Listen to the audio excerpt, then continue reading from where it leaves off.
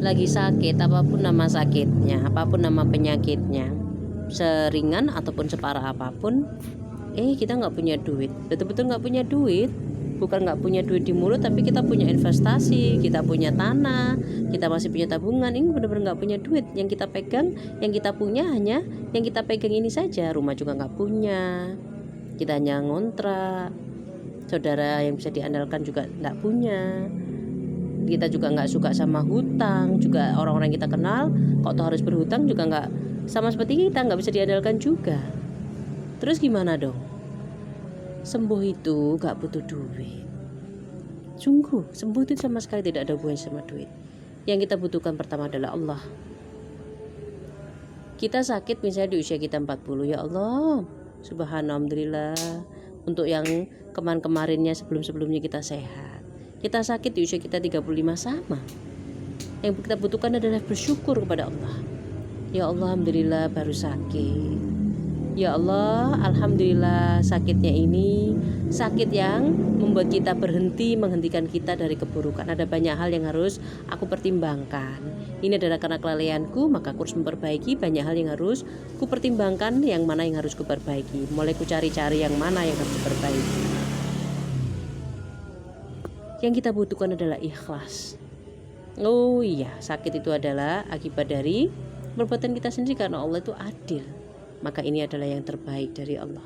Allah itu Al-Bar, loh, Maha Baik. Bagaimana mungkin ada sesuatu yang buruk dari Allah yang Maha Baik? Tidak ada satupun di mata kita terlihat buruk, tapi namun hakikatnya itu adalah kebaikan. Boleh jadi kita punya duit, aduh sakit gigi, langsung berangkat ke dokter gigi. Tapi sampai di dokter gigi, karena kita tidak ikhlas, sialan, udah bisa makan, kita ngomel terus, waduh sakit gigi ini cenut-cenut, bikin pusing kepala, kita terus mengeluh.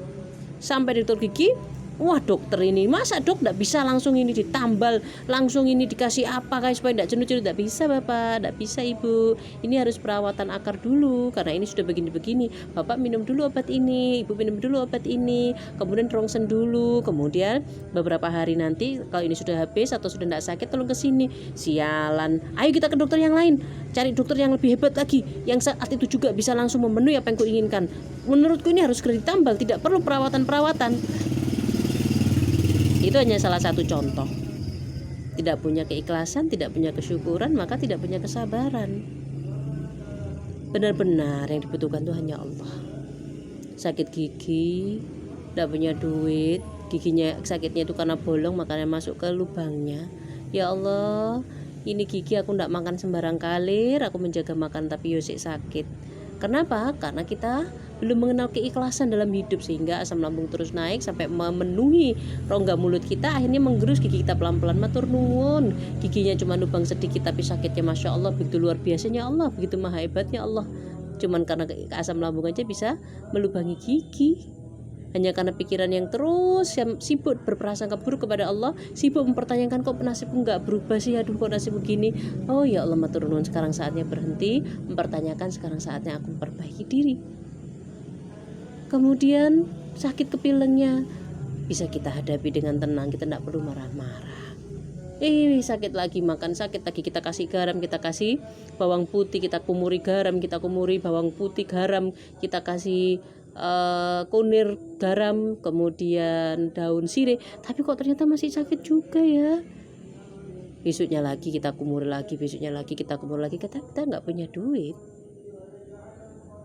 Karena kita nggak punya duit, itulah yang menjadikan kita jadi tidak bisa bersegera memenuhi keinginan kita. Ketika kita tidak bersegera memenuhi keinginan kita, disitulah kita punya kesempatan untuk kita bisa tawakal kepada Allah.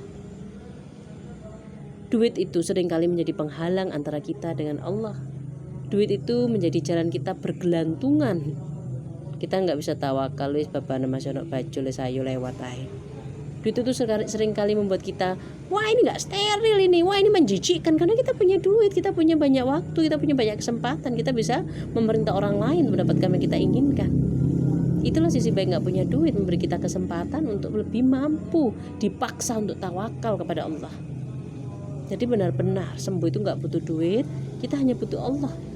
Ketika didatangkan garam, bawang putih, alhamdulillah kita bersyukur. sampai nanti Allah sendiri mendatangkan, oh iya, alhamdulillah tiba-tiba dapat rezeki. Ayo kita mencari apa yang lebih dibutuhkan.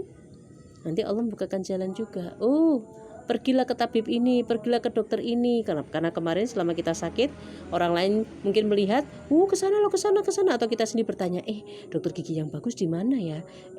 Kalau sakit gini diapakan ya? Nah, dari informasi itu kita diberi petunjuk oleh Allah, kita harus apa dan kemana. Apa gunanya kita punya duit, kita coba sana, kita coba sini, tanpa kita minta petunjuk kepada Allah? Cobain aja lah, kita akan masih punya duit. Itulah kelemahan duit. Coba aja ke dokter ujung sana, ke pulau sana. Coba aja ke negeri sana. Kita kan masih punya duit, kita bisa coba semuanya. Nah itulah, karena kita punya duitnya satu, ya Allah ini kemana ini ya, ke dokter mana ini, diapakan ini, beli apa ini, dia terapi apa ini. Karena kita gak punya duit, kita betul-betul berharap hanya sekali ini saja kita sembuh. Maka dibukakanlah pintu rezekinya sama Allah, digandengkan sama ini loh jalan kesembuhanmu, ini loh wasilahmu. Bekam, minum jamu ini, minum herbal ini. Jadi sakit gak punya duit, percayalah pada Allah, yang kita butuhkan hanyalah Allah saja.